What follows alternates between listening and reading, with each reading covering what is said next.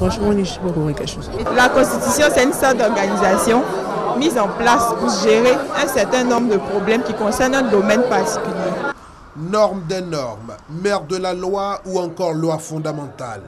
Comme on peut le constater, la notion de constitution n'est pas la chose la mieux partagée. Même quand on sait de quoi est-ce qu'il s'agit, la définition claire et précise du mot reste une toute autre chose. C'est les règles d'où on peut dire la loi de différents citoyens d'un pays, ou bien. C'est la loi suprême qui prévaut dans un pays et qui, en elle, est constituée de plusieurs lois auxquelles les habitants et les citoyens du pays doivent se conformer strictement, surtout parce qu'elle est la loi fondamentale qui constitue le socle d'un pays. La Constitution, ce sont des textes écrits qui régissent un état de droit. Longtemps de nature coutumière, la Constitution tire son origine dans les révolutions de 1776 et 1789. Le constitutionnalisme moderne apparaît avec l'idée de substituer aux coutumes existantes, souvent vagues, des constitutions écrites pour limiter la monarchie.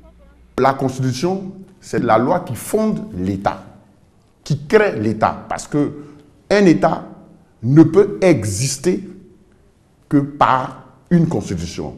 Un État ne peut être gouverné que sur la base des règles préétablies, sur la base d'une Constitution.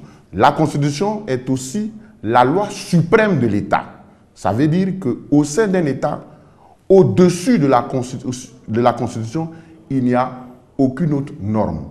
Le professeur Sébastien Yedolat, directeur du laboratoire des études constitutionnelles, administratives et politiques, ne s'arrête pas à la seule définition du thème.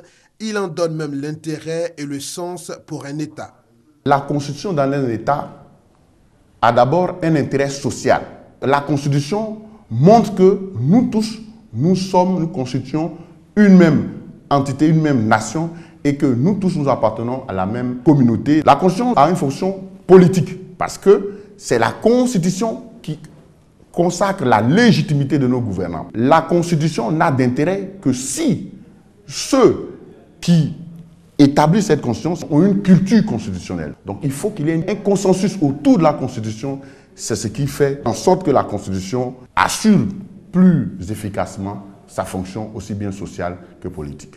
En Côte d'Ivoire, la première constitution fut adoptée le 26 mars 1959.